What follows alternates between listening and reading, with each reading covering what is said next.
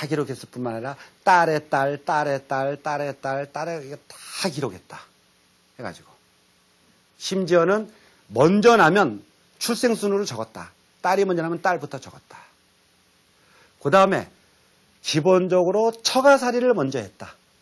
여자 집안에서 가서 살았고 그 다음에 남자 집으로 갔다.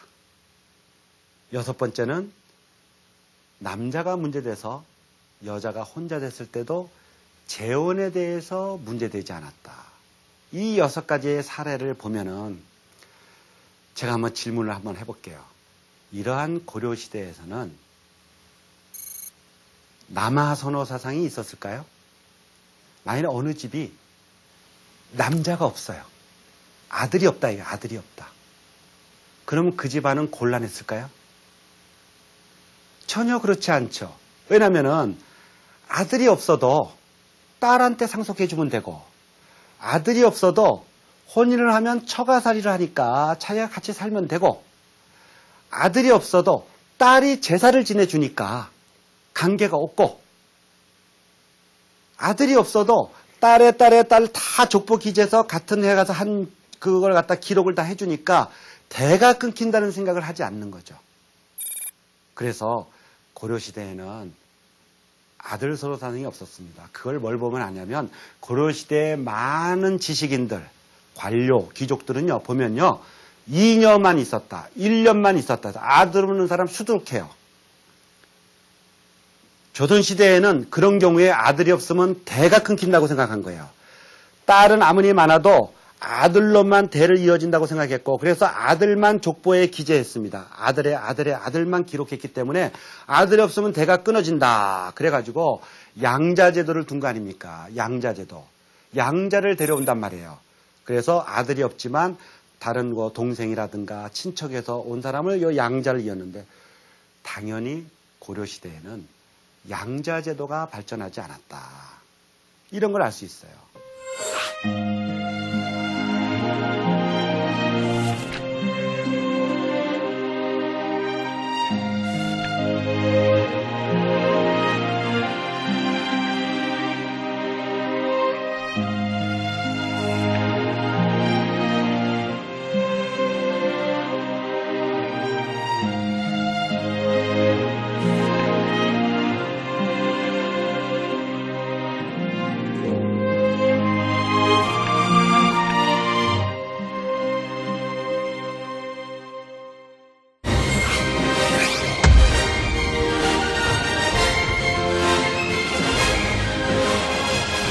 고려시대가 이렇게 남녀 평등의 사회로 이어져 왔는데 여기서만 끝나면 이 주제에서는 조금 아쉬울 수가 있기 때문에 우리가 조선시대에는 어떻게 이어져 갔는지 그 모습을 한번 생각을 한번 해보면은 조선시대에는 남녀 만남에서 아까 말했던 남녀 칠세 부동석 그래서 많은 일화가 뭐 소설에 보거나 뭐 일화에 보면 어떻게 돼요?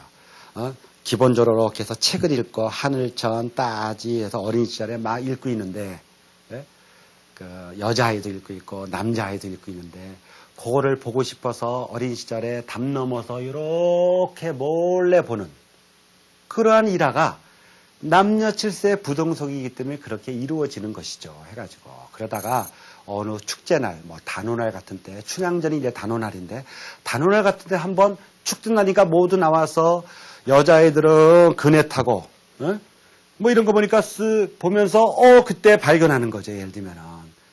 그것도, 그네 막 타는 것도 사실은 어염집, 양반의 딸들이 마음껏 뛰는 건 아니에요. 그렇게까지 못합니다. 사실은. 그래도 축제날 정도는 이제 남녀의 얼굴을 좀 볼 수 있지만, 원칙적으로 남녀 칠세 부동석인 사회하고 남녀 상열지사로 남녀의 만남이 자유로웠던 시대하고는 다른 거 아니냐. 요 차이가 있고요. 균분상속에 있어가지고 고려시대는 아들, 딸 다 상속을 하지만 조선시대의 경우에는 그렇지가 않잖아요.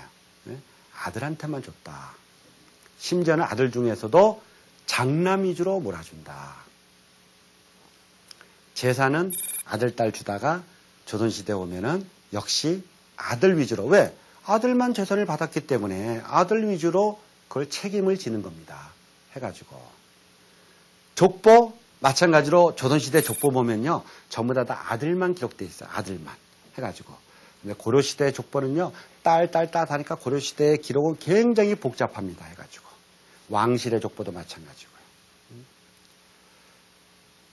처가살이. 아까도 얘기했지만. 그래서 고려시대는 처가살이요.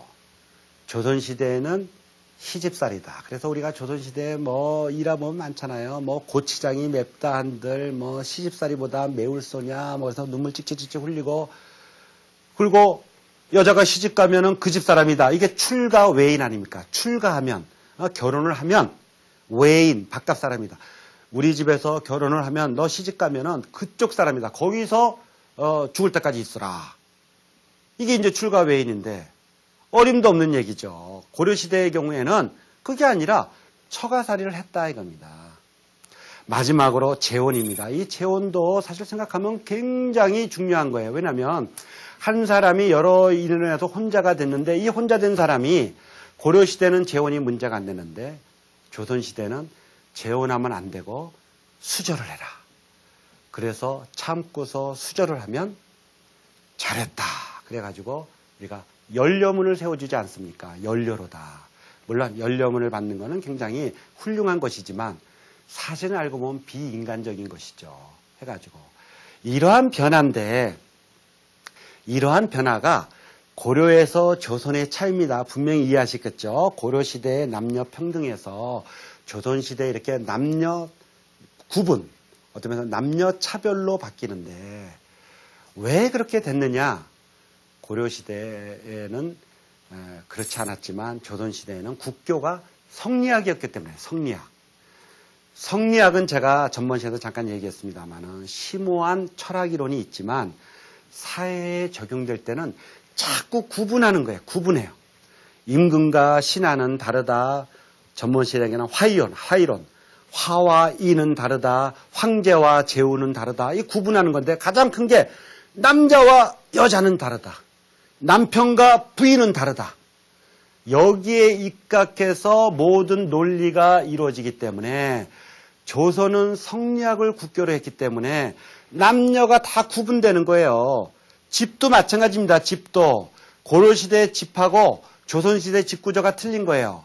같은 집도 조선시대는 그래서 저 안쪽에 여러분 집을 보시면 한옥 같은 데 보면 저 안쪽에 부인이 거주하는 안채가 있고 똑같이 살질 않아요. 같이 안 잡니다. 안채가 있고 남자가 거주하는 저 바깥에 사랑채가 있고 그래서 사랑채와 안채를